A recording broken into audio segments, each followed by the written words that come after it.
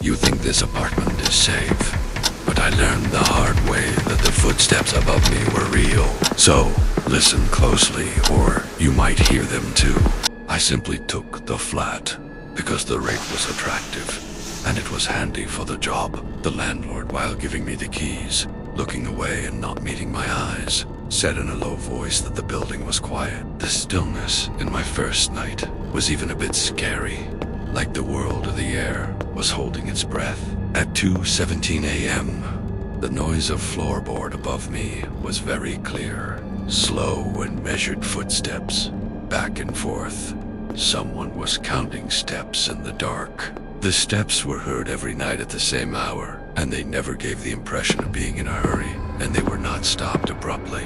Only the continuous pacing on the ceiling was heard. I even tried to capture the noise, but each time, the recording was silent. When I took it up with the landlord, he turned white.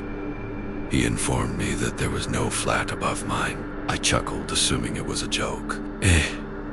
Death. I looked at the floor plan that was posted near the staircase. That was our building. Our apartment was on the top floor. There was no attic, no apartment above. That night, the sound of people coming up the stairs outside increased. Sighs shook the door handle.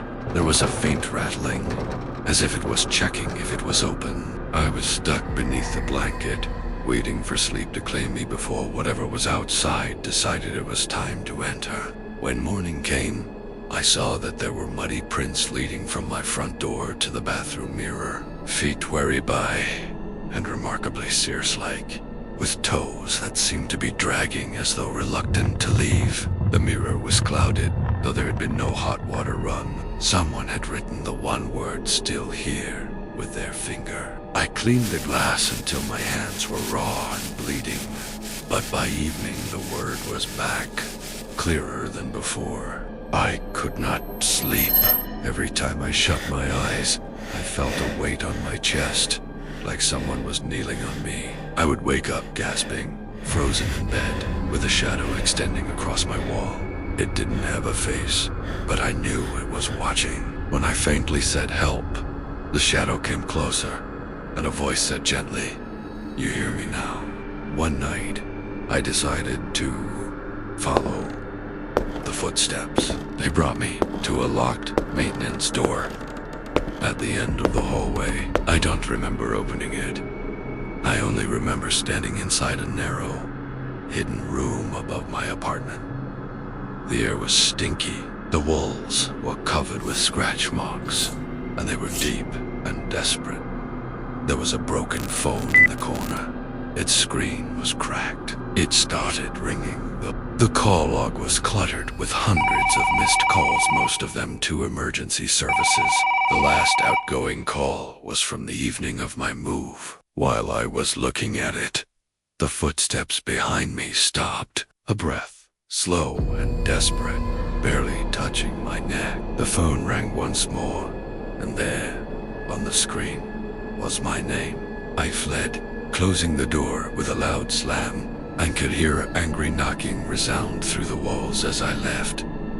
No response. The very next morning, I left without an actual bag to give me support. I temporarily stayed at friends' homes, but the creeping feel of being observed lingered close to me, as if the space itself was constantly reminding me to breathe. The footsteps reverberated above me, in every structure, in every room I got to explore. The mirrors fogged up on their own, as if the breath and the doubt were tiptoeing into the glass. Also, every night, at precisely 2:17 a.m., the phone rang, and, as always, the moment I picked up the receiver, the call went notably silent. The doctors termed this trauma, without any actual reason. They failed to provide an answer to the question of how the trail of mucky footprints reappeared right outside my shut, locked bedroom door, as if something or perhaps someone regularly tested the lock and left a hint of the night in its wake.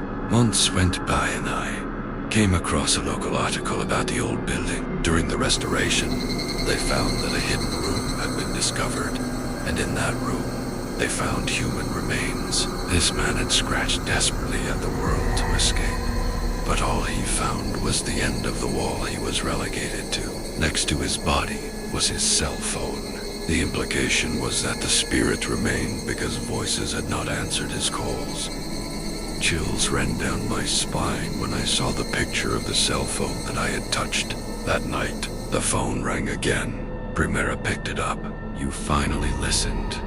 The voice was a whisper, barely audible. The line went dead. But the footsteps, those footsteps I had endured for months, stopped.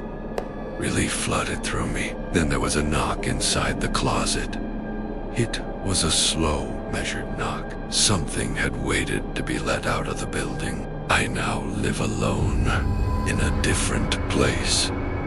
Far from that city. Still, every night, at exactly to 17 a.m., I hear the groan of the floor, as if someone is walking underneath me. Calls come in on my phone, with no name or number to identify the sender, and I no longer respond to them. Not all ghosts are in need of assistance. They just want some companionship, and if they realize that you are conscious of their presence, they won't leave your side.